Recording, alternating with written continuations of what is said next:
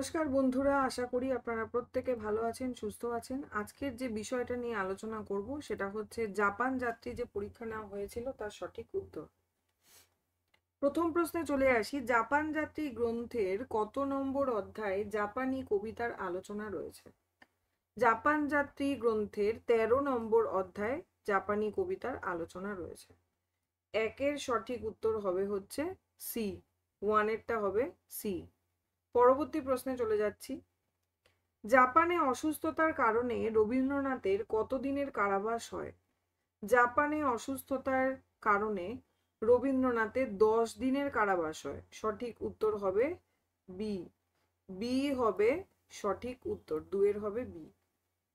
3 নম্বর চলে আসি, জাপান যাত্রীর প্রথম অধ্যায় রবীন্দ্রনাথ বলেছেন তিনি নিজেকে নিশীথ রাতের সভাকবি। এটা কোন কবিতায় তিনি বলেছেন? কবিতাটি কি সেটার নাম বলতে হবে। এর যে সঠিক উত্তর, খুব গুরুত্বপূর্ণ প্রশ্ন, মনে রাখতে হবে প্রশ্নটা। সঠিক উত্তর হবে সি, কল্পনা কাব্যের রাত্রি কবিতা। কল্পনা কাব্যের রাত্রি কবিতা হবে সঠিক উত্তর। নেক্সট প্রশ্নে চলে যাচ্ছি, 4 নম্বর, জাপানি হাইকুর প্রসঙ্গ আছে কোন অধ্যায়?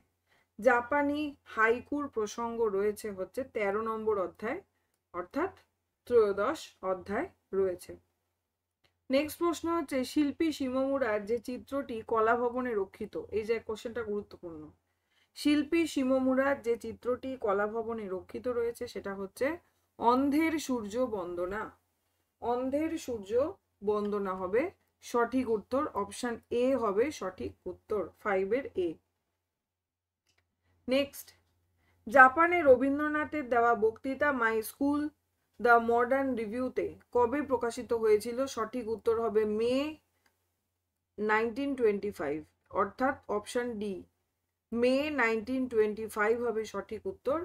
6 নম্বরের অ্যান্সার হবে হচ্ছে ডি, মে 1925।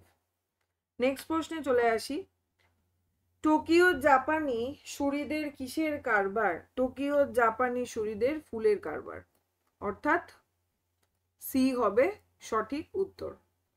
নেক্সট প্রশ্নে চলে আসি, 8 নম্বর প্রশ্ন, জাপানিদের মধ্যে যে দুই ছাদের মুখ দেখতে পাওয়া যায়, যে দুই ছাদের মুখ দেখতে পাওয়া যায় কারা? একটা মঙ্গোলীয়, একটা ভারতীয়। মঙ্গোলীয় ও ভারতীয় হবে সঠিক উত্তর, অর্থাৎ অপশন ডি হবে সঠিক উত্তর। নেক্সট প্রশ্ন হচ্ছে, প্রাবন্ধিক ধ্যানী জাপান প্রবন্ধটা লেখেন কবে? ধ্যানী জাপান প্রবন্ধটা লেখেন ভাদ্র 1336, অর্থাৎ বি, অপশন বি হবে সঠিক উত্তর, ভাদ্র 1336। পরবর্তী প্রশ্নে চলে যাচ্ছি, জাপানের 3 লাইনের কবিতাকে কি বলা হয়? জাপানের 3 লাইনের কবিতাকে কি বলা হয়? 3 লাইনের কবিতাকে বলা হয় হচ্ছে হাইকু। হাইকু, এটার উত্তর নিশ্চয়ই প্রত্যেকেই পেরেছেন।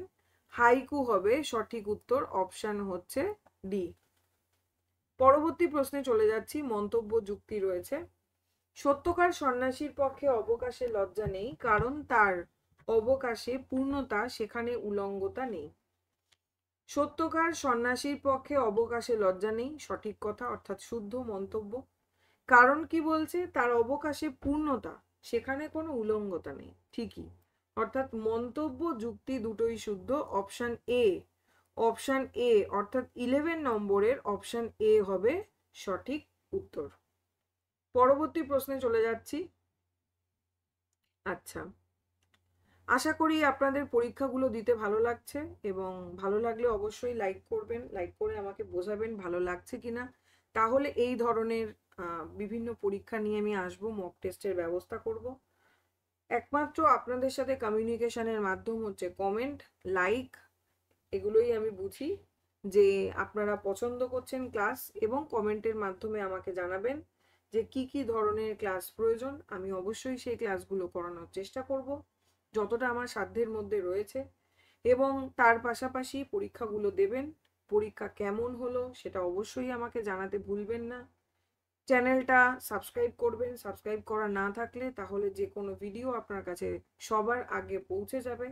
এবং তার পাশাপাশি হচ্ছে কমেন্ট করে তো অবশ্যই জানাবেন এবং বন্ধু বান্ধবদের কাছে পারলে শেয়ার করে দেবেন, তাহলে তাদের কাছেও আমি পৌঁছে যেতে পারবো, অন্তত তাদের কিছুটা হলেও হয়তো হেল্প হবে।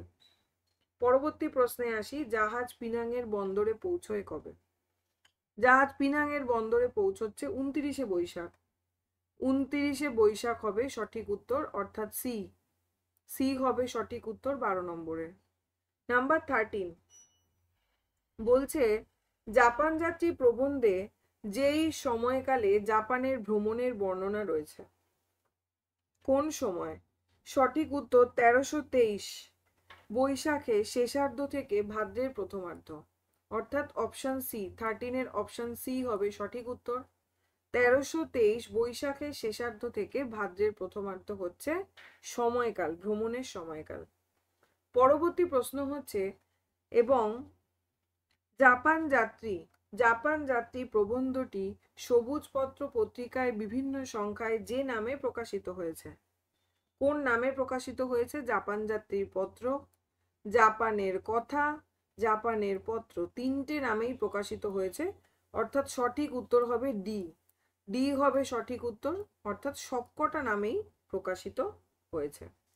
নেক্সট অ্যান্ড লাস্ট যে প্রশ্নটা, সেটা হচ্ছে, জাপান যাত্রী প্রবন্ধের যতগুলি সংখ্যা পত্রিকায় জাপান যাত্রীর পত্র শিরোনামে প্রকাশ হয়েছে, এর যে সঠিক উত্তর, সেই সঠিক উত্তর হবে হচ্ছে 5টি। সি, অপশন সি, 15 নম্বরে সি হবে সঠিক উত্তর। এই হলো জাপান যাত্রীর পরীক্ষার সঠিক উত্তরের আলোচনা, এবং অবশ্যই আপনারা পরীক্ষাটা দেবেন, আগে পরীক্ষাটা দিয়ে নেবেন, দিয়ে নিয়ে তারপরে সঠিক উত্তরগুলো দেখে নেবেন যারা এখনো পরীক্ষা দেননি। আজকের আলোচনা এ পর্যন্তই, ধন্যবাদ সকলকে।